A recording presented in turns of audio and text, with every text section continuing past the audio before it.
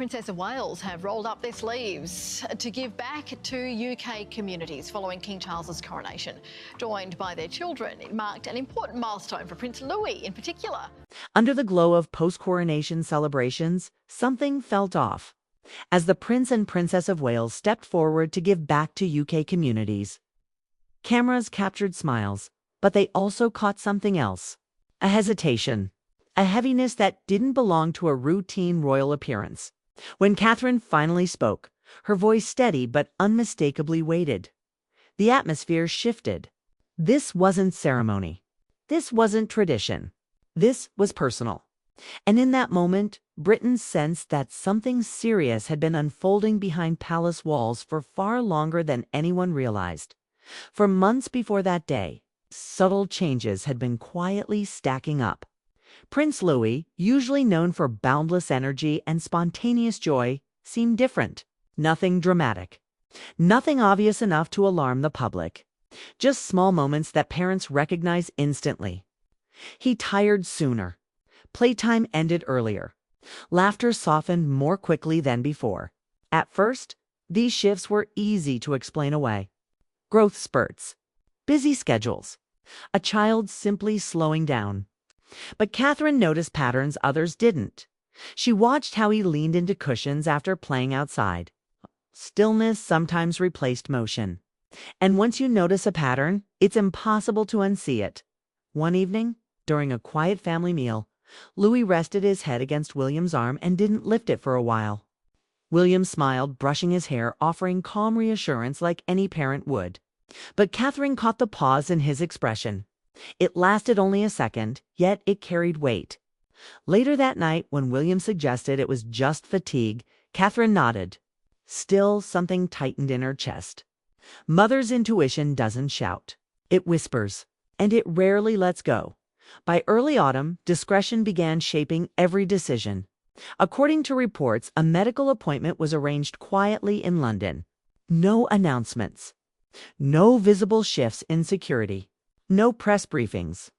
The specialist was calm, careful, neither dismissive nor alarming. Tests were suggested. Observations noted.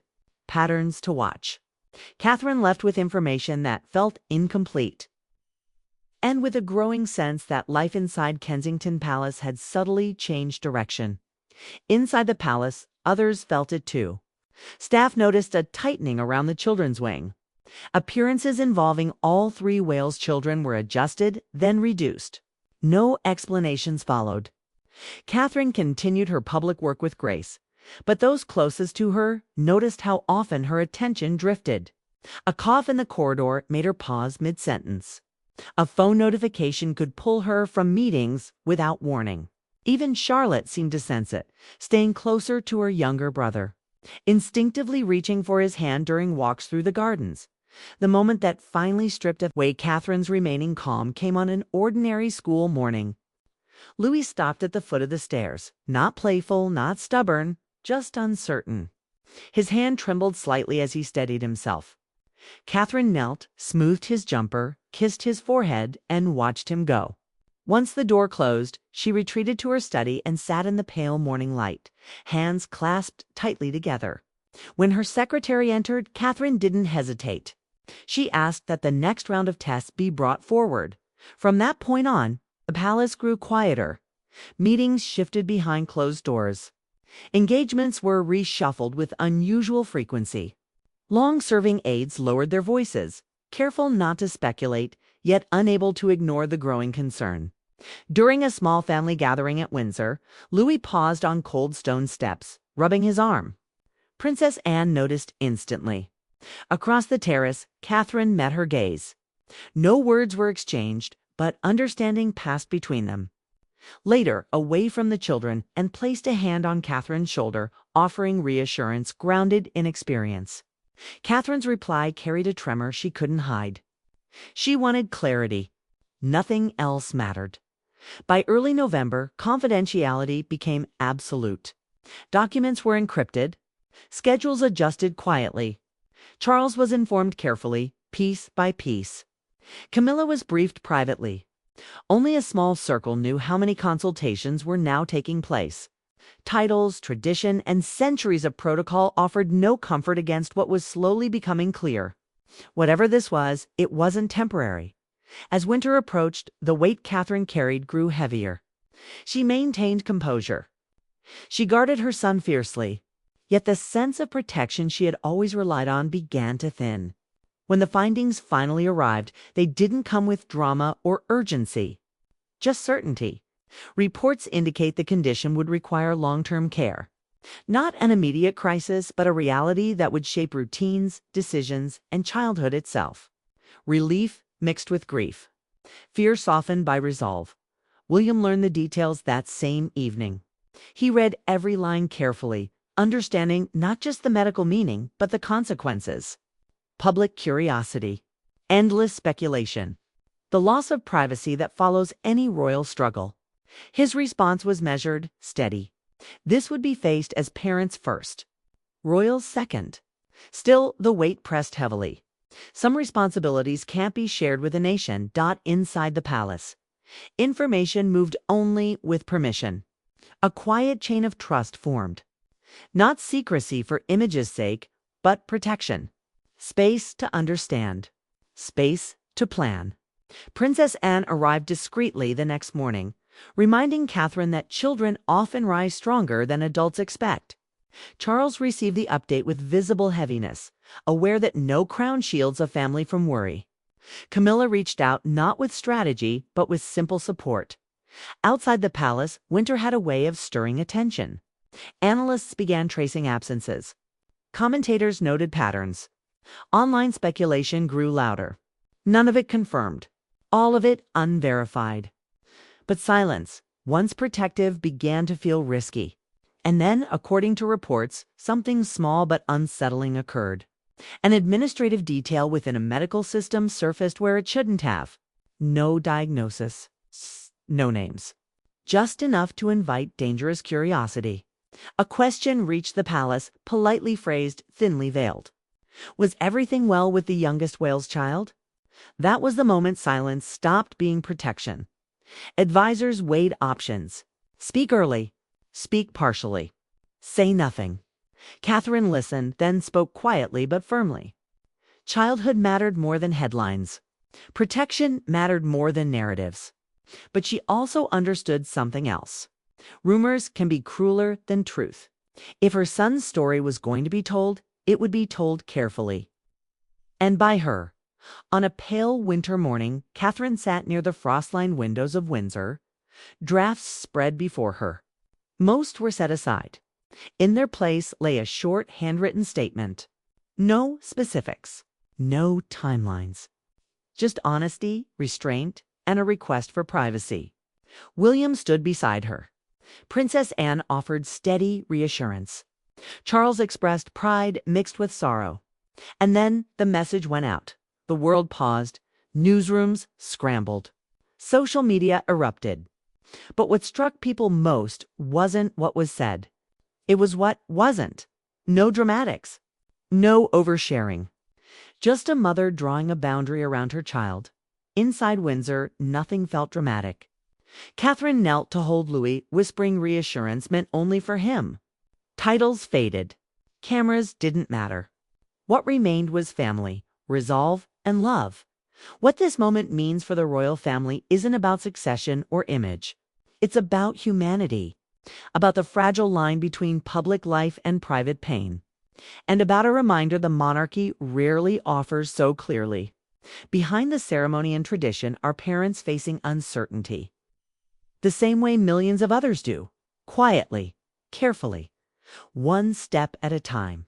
In the days that followed, the atmosphere around the Wales family shifted in ways most people couldn't immediately see, but many could feel. Public life didn't stop, but it softened. Appearances became more intentional. Words were chosen more carefully.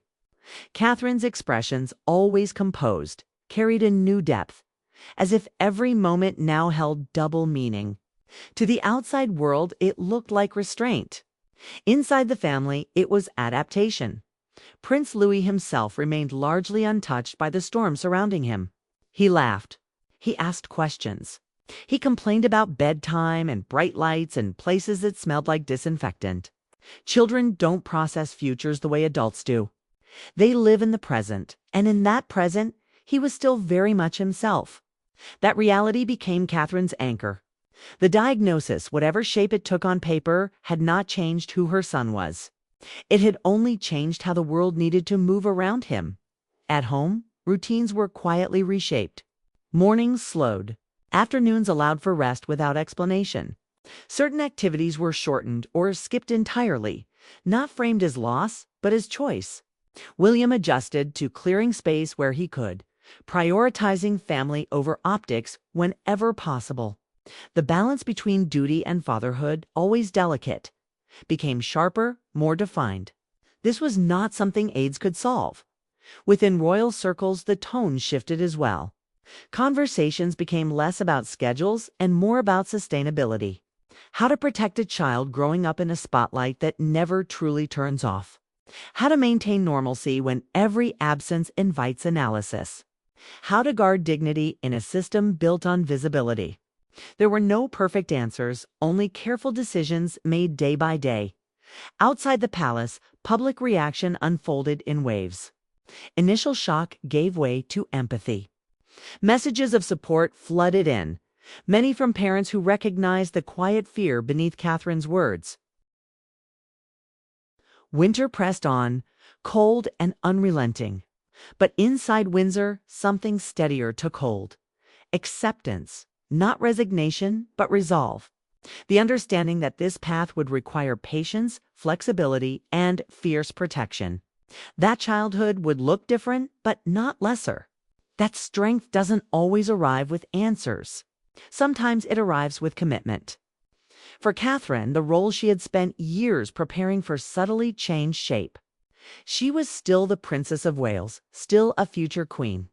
But more than that, she was now a visible reminder that even the most guarded lives can be interrupted by uncertainty. And that choosing honesty, even when incomplete, can quiet a storm better than silence ever could. What lies ahead for Prince Louis is not a story meant for headlines or timelines. It's one that will unfold privately in small victories and quiet adjustments, far from speculation. And perhaps that is the most powerful message in all of this, that some truths don't exist to satisfy curiosity. They exist to protect love. As the season slowly turns and the palace lights glow against the winter dark, one thing is clear. Behind the history, behind the ceremony, a family is doing what families everywhere do when the future feels uncertain. They are holding close. They are moving carefully. And they are choosing compassion over noise, one day at a time, as the weeks stretched on. The rhythm of life inside Windsor settled into something quieter, more deliberate. Time was no longer measured by engagements or headlines, but by energy levels, good days, and moments of rest. Catherine became acutely aware of how fragile balance could be. One night of poor sleep could ripple into an entire day. One crowded room could take more out of Louis than anyone expected. None of this was dramatic. That was the hardest part. There was no single moment to point to, no clear line between before and after. Just a slow recalibration of what normal meant. William watched these changes closely. He had grown up inside an institution that valued endurance, silence, and duty above all else. But fatherhood had rewritten those rules for him. He began saying no more often. No to unnecessary travel. No to appearances that could wait. No to the pressure to reassure the public when reassurance wasn't owed. Some decisions drew quiet resistance behind the scenes. Tradition doesn't bend easily. Still, William held firm. Protecting his son wasn't a break from duty. It was the most important part of it. Charlotte, perceptive beyond her years, adjusted in her own way. She became more attentive, more watchful, often staying near Louis without being asked. Small hands reaching out instinctively, a quiet presence during moments that didn't need words. George, too, felt the shift. Older now, more aware, he asked careful questions, sensing the seriousness even when details were withheld. Catherine answered honestly, but gently, shaping truth into something that wouldn't frighten him. The family moved as a unit, learning together, protecting one another in ways no protocol could teach. Beyond the palace gates, the media cycle continued its relentless churn. New stories replaced old ones. Attention drifted, then returned, then drifted again. Yet beneath the surface, the revelation had planted something lasting. A subtle change in how the public viewed the Wales family. They were no longer just symbols of continuity or stability. They were parents navigating uncertainty in real time. That recognition lingered even when headlines moved on within royal planning circles. Longer-term questions began to surface. How would public roles adapt if circumstances required flexibility? How much visibility was too much? How to ensure Louis's childhood wasn't shaped by constant interpretation? These conversations were ongoing, unresolved, and deliberately private. No final decisions were announced because none had been made. Life, Catherine knew, rarely offers neat resolutions. Some reports suggested that trusted specialists would remain involved long-term. Others speculated about education adjustments or future public exposure. The palace neither confirmed nor denied any of it. Silence, once again, became a tool. But this time, it was different. It wasn't avoidance. It was boundary setting. A clear message that not every part of a child's life belongs to the public record. On particularly difficult days, Catherine retreated to the gardens. Even in winter, she found comfort there. The stillness, the muted colors, the sense of continuity. Nature didn't ask questions. It didn't speculate.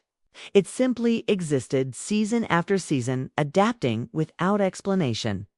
Watching Louis walk slowly beside her, stopping to inspect frost-covered leaves or chase a stray bird, she reminded herself that childhood is resilient. It bends. It finds joy in unexpected places. At night, when the palace finally settled, doubts crept in. Questions without answers.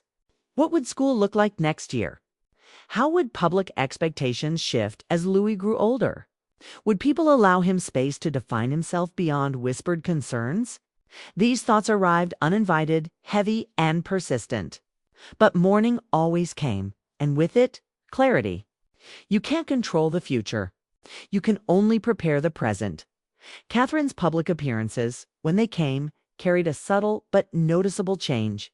She spoke more often about early childhood development, about emotional well-being, about compassion and patience. To most listeners, it sounded like advocacy. To those paying closer attention, it sounded personal. She never referenced her own family directly. She didn't need to. The message was clear enough. There were moments of anger, too, though rarely expressed. When anonymous voices online crossed lines, when speculation turned invasive, when strangers felt entitled to details that belonged to a child, Catherine felt it sharply, fiercely. But she chose restraint not because she lacked emotion, but because she understood something deeper. Feeding outrage would only widen the spotlight she was trying to narrow dot as spring slowly hinted at its return. The weight didn't disappear, but it shifted. Hope doesn't always arrive as optimism. Sometimes it arrives as routine, as stability, as the quiet confidence that you can handle tomorrow because you handled today. Louis had more good days than bad. Laughter still echoed through hallways. The family still teased one another over meals. Life, altered but intact, went on. What this chapter ultimately revealed wasn't weakness within the monarchy, but something far more enduring: adaptability, humanity. The understanding that strength doesn't mean pretending nothing is wrong. It means facing reality without letting it define you entirely. For Prince Louis, the future remains unwritten, as it should be. He is not a symbol, not a cautionary tale, not a headline waiting to be updated.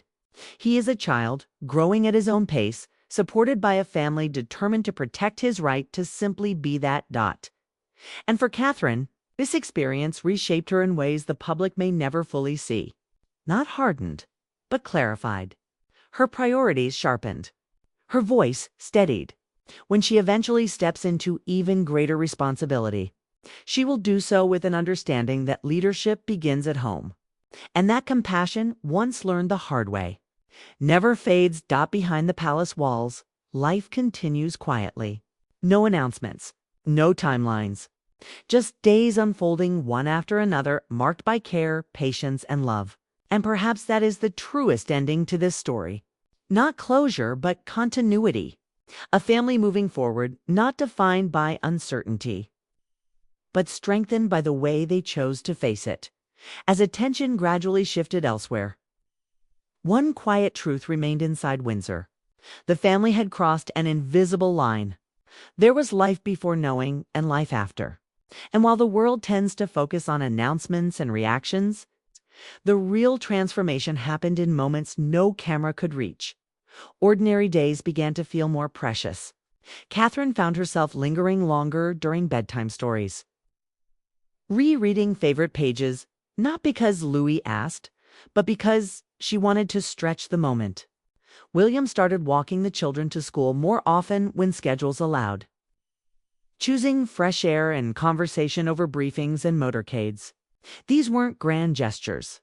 They were subtle recalibrations, kind families make when they realize time deserves more respect than urgency. There were still difficult mornings, days when Louis woke up frustrated, tired, or overwhelmed by things he couldn't quite explain. Catherine learned to read those moods quickly, adjusting plans without making him feel different or fragile. That balance mattered deeply to her. She didn't want his world to shrink. She wanted it to feel safe enough to expand in its own way. Behind the scenes, reports suggest that trusted professionals remained involved, helping the family understand how best to support Louis without defining him by limitations. The emphasis, according to those familiar with the approach, was not on restriction, but on pacing, on recognizing when to push forward and when to step back. It was a philosophy that quietly extended to the entire household. Even staff adapted, not through formal instruction, but intuition. Noise was softened. Transitions were handled gently. No one announced these changes. They simply happened, driven by collective awareness rather than orders. In a place known for rigid structure, flexibility became the unspoken rule. Publicly, Catherine maintained her composure, but observers noted something new beneath it. A steadiness that didn't rely on perfection. A willingness to pause, to listen, to let silence exist without rushing to fill it.